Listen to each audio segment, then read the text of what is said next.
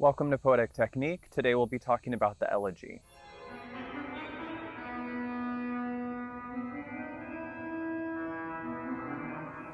I want y'all to know I am risking my life to teach you about the Elegy.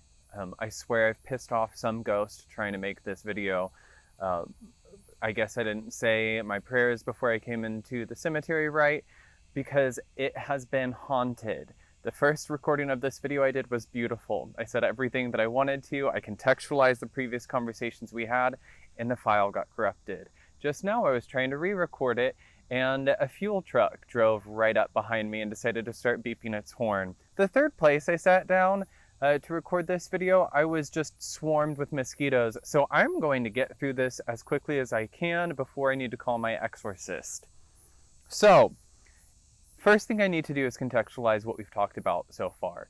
I want to make sure that I'm being clear about why we're talking about the different things we are. Half of the videos that I do are on specific craft elements, things like image, agon, and so forth. The other half are going to be genres. So last week we talked about, what did we talk about? Last week we talked about the prose poem. This week we're talking about elegy. Most of you are going to be familiar with this term, and if you're not, you at least know the term eulogy, which has to do with speaking upon the occasion of someone's death. An elegy is a poem written upon the occasion of someone's death. And it wasn't always associated with that. In fact, the term elegy derives its inheritance from elegiac couplets, which were poems in antiquity, couplets that were written in alternating iambic pentameter and hexameter, which is of course a meter that we use. So ba-dum, ba-dum, ba-dum, ba-dum, ba-dum, pentameter. You alternate that with the hexameter. Anyway, that's where it comes from. So in its earliest forms, it's very likely that elegiac couplets were written upon the occasion of death. But when people wrote these couplets over the millennia, especially in antiquity, they were associated with other topics of serious contemplation. What marked them was the alternating iambic pentameter and hexameter, and also the fact that the elegy was typically read and accompanied with a wind instrument. So we think of the aulos, for example, I don't know how to spell it. I'll put it below. The aulos was one of these wind instruments. The lyre was another one of these wind instruments. The aulos is a wind instrument. The lyre is a wind instrument. The flute is a wind instrument. So while these earlier poems might have dealt with pretty much any topic of serious contemplation, in the 16th century, again, when people were writing so-called elegies, they were writing them on the occasion of a death. Now, how we think about the genre, how we think about what we might expect to see in these poems, is according to certain conventions. Peter Sachs, in his book, The English Elegy, provides pretty much a list form of these conventions that I'll be going through and mentioning today. But before I discuss any of them, what I want to say is that you can come up with this list yourself just by thinking about what's common to find at a funeral, for example. So actually, let's go ahead and do that. If you would, pause this video, give yourself 5 minutes or so to write down a list of conventions of things that you would expect to hear people say, things you would expect to see, what you would expect to find at a funeral or a burial. So I'm not sure what you have on your list, but the first thing that I want to talk about is that people are reaching towards some form of consolation when they're grieving.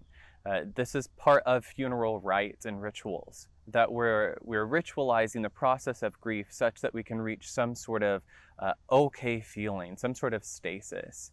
And what is consolation? Well, let's think of an example. Let's say that I am an elementary school kid playing soccer and my team sucks and we lose every game. But at the end of every game, coach and the parents take all of us out to get ice cream. Well, that ice cream makes me feel better. The ice cream doesn't mean that I don't suck. I still suck, but I don't feel bad about it anymore. It's kind of what's going on with consolation in more complicated ways. Psychologists from Freud on have been debating whether or not there is such a thing as affective consolation, whether there is such a thing as coming out of a feeling of grief into something that can sufficiently replace it. And those of us who have lost people know that there is no ultimately replacing those we've lost.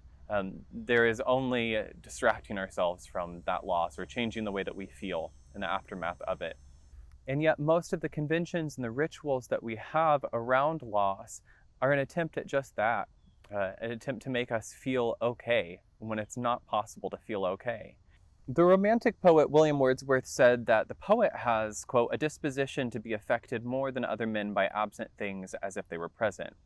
So a technical aspect of the elegy that I'd like us to think about is the fact that we're reading poems written in the absence of their central focus. The dead are not present, but the poet feels their absence.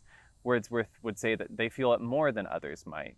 And given that the poet's job is to work with language, given that the elegist's job is to lament an absence, when we think about what the elegy does, we can think of it as giving presence in the poem to something that is absent. In other words, the dead is gone, but the poem gives them presence in life. How the poem, the elegy, gives presence to absence is what we'll focus on in today's poems. One thing to note is the order in which things happen. Importantly, the elegy is not written before someone dies. Someone dies, and then we write the poem. Why do I say that? Well, when I give you a list of conventions, it's tempting to think that these are boxes we should check in order to write an elegy, and that's simply not so. How a poet prioritizes certain aspects or certain conventions over others, what they choose to focus on in an elegy, says as much about their poetry as the subject itself. The next thing that I'd like to note is that there's often a figurative or an aesthetic compensation for loss. And by figurative, I mean metaphorical. For example, in Ovid's retelling of the Metamorphoses, there's the story of Apollo and Daphne. And basically what happens is Daphne doesn't want Apollo. She runs and she begs her father to help save her from Apollo, who's just so in love with her. They've both been shot by arrows. They got the wrong arrows mixed up. So one of them wants the other one doesn't. So Daphne's like, Dad, please save me. And he's like, sure, daughter, and turns her into a laurel tree. And then Apollo is heartbroken because his desire for something is interrupted. So he can't have her, and the way that he figures some sort of compensation for his interruption, for the interruption of his desire, is to take a sprig of the laurel and weave it into a crown. Now, that's not actually him getting Daphne. That's not him achieving what he wants. It's a figurative or an aesthetic compensation for that loss. And that brings us back to the feature of consolation, which is comfort after loss or disappointment. And this first feature is one in a pretty long list. For more detail on each of the features I'll mention today, I'd encourage you to read Saxe's book, The English Elegy, or you can pick up Ramazani's The Poetry of Mourning. But rather than going into a lot of detail on all of these features, I'm just going to sort of list them off and give some examples or explaining where necessary. And we'll also look at a poem in detail to see how they figure. So let's do this. We've discussed consolation. The next convention is ritual or ceremony. As Saxe notes, a lot of elegies employ images of weaving. He describes this as creating a fabric in the place of a void. We can think of the way that Apollo weaves a branch from the laurel tree. We can also think of the weaving of burial clothes or shrouds. These actions emphasize how mourning is active. It's a ceremony that comes with conventions and rituals. Now, if you look at that list you created of things you might expect to see at a funeral, I'm thinking back to my experiences with funerals and some of the things that we have people go up to a pulpit and talk about the lives of the dead. They might recount funny stories. They might speak about the incredible acts that this person did. A lot of times they're going to praise the dead's character. When I was eulogizing my grandfather, when I was eulogizing my grandfather, I found it really, really hard to do, in part because I didn't know him nearly as well as I wanted to. And so when it was my turn to speak, I spoke fondly about the memories I had of him, but I also was pissed off. And I didn't hide the fact. I spoke from a place of anger, regret that I didn't get to know him better, disappointment that circumstances kept that from being possible. All of these are things that we can expect to see. They're common features. We have a community of mourners who are together as part of the elegy. They're written into the poem somehow. And we also have the heightened self-consciousness of the elegist. Just as I was feeling super self-conscious about eulogizing my grandfather, the elegist feels self-conscious for similar reasons, and most often because they're the person speaking of the dead. They're the poet who's self-elected or been elected to recount this person's life, to pay them respects. And that's a hard thing to do well. It's hard because you want to do it right, and it's also hard because you're doing it in public. You're writing this elegy, or you're eulogizing if you're at an actual funeral in a public setting. Other people are going to be impacted. You're part of a community of mourners. Um, and these are kind of complex aspects of the elegy. They aren't things that you can just like look and at a poem and easily identify. The rest of them are a little bit more straightforward. For one, the poem has to acknowledge the fact of death. So when we talk about agon, we have occasion, idea, and sometimes narrative. The elegy needs that clear occasion.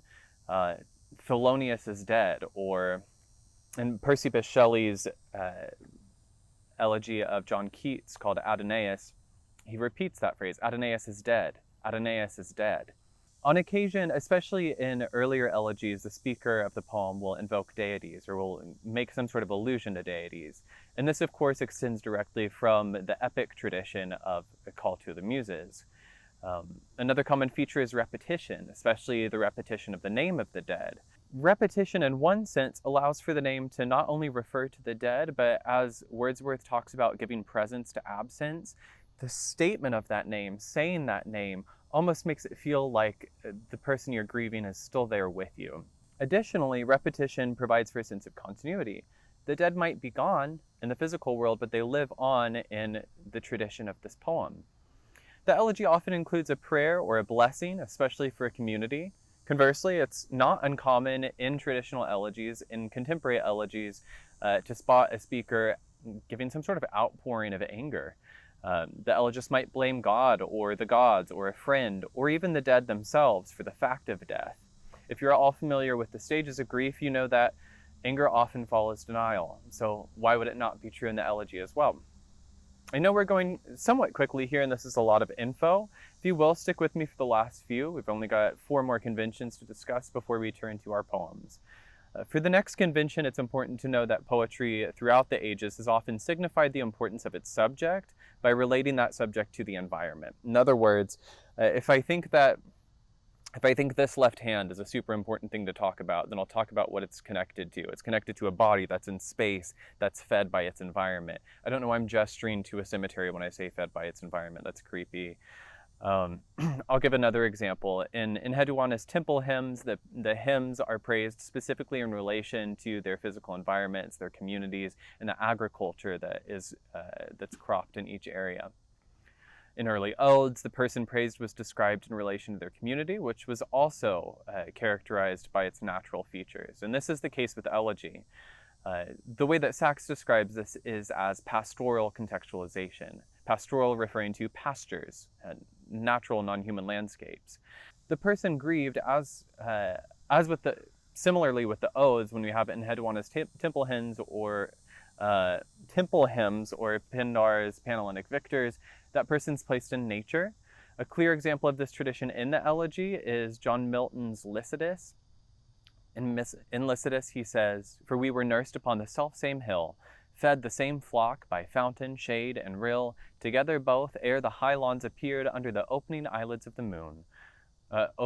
Under the opening eyelids of the morn, we drove afield, and both together heard what time the grey fly winds her sultry horn, battening our flocks with the fresh dews of night," etc., etc. So do you see how this elegist relates to the dead? He talks about how they both grew up on the same hill, by the same natural features. See if you can spot something similar to pastoral contextualization in the poems that we read in our packet. 3 more features, and we'll make them quick. The pathetic fallacy is the attribution of human characteristics, of course, to inanimate things or animals. So in an elegy, it wouldn't be surprising to see clouds that weep or something similar. The elegy also points toward a future in which life without the dead is possible. And finally, the elegy often includes what's called apotheosis. Apotheosis is, in short, the transformation or the elevation of the dead to some sort of godlike status, or at least superhuman status. They might become the sun. They might be compared to an immortal. Or with Shelley's, that's great. Or with Shelley's elegy for John Keats, the dead might be given the name of a figure from classical mythology. So Keats's elegy is called Adonais. Adonais is a variation on the spelling of Adonis. To recap, here are the common conventions that we might see in an elegy. 1, an attempt at consolation. 2, features of ritual. 3, a community of mourners. 4, the self-consciousness of the mourning act. 5. Acknowledgement of the fact of death. 6. Retelling of the life of the dead. 7. Praise of the dead. 8. Invocation of or allusions to deities. 9. Repetition. 10. Prayer or blessing, especially a prayer or blessing for the community. 11. Questioning or anger. 12. Pastoral contextualization. 13. Pathetic fallacy. 14. A future in which life without the dead is possible. And 15. Apotheosis. If you need to take a sec to clear your head, now is the time to do so. We've talked about a lot of features. It might not hurt to take a break. And when you're ready, let's turn to a poem from our packet. Elegy for Thelonious by Yusuf Komunyakaa. Damn the snow. Its senseless beauty pours a hard light through the hemlock. Thelonious is dead. Winter drifts in the hourglass. Notes pour from the brain cup. Damn the alley cat, wailing a muted dirge off Lenox Avenue. Thelonious is dead. Tonight's a lazy rhapsody of shadows swaying to blue vertigo and metaphysical funk. Black trees in the wind. Crepuscule with Nelly plays inside the bowed head. Dig the Man Ray of piano. Oh, satisfaction. Hot fingers blur on those white rib keys. Coming on the Hudson, Monk's Dream, the ghost of Bebop from 52nd Street, footprints in the snow. Damn February. Let's go to Minton's and play Modern Malice till daybreak. Lord, there's Thelonious, wearing that old funky hat pulled down over his eyes.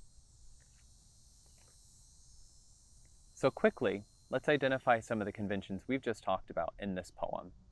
One of the reasons I love reading Komunyakaa, and one of the reasons we have two of his poems to focus on, both for the ode and for the elegy, is because he checks so many boxes of inheritances from really old forms and genres.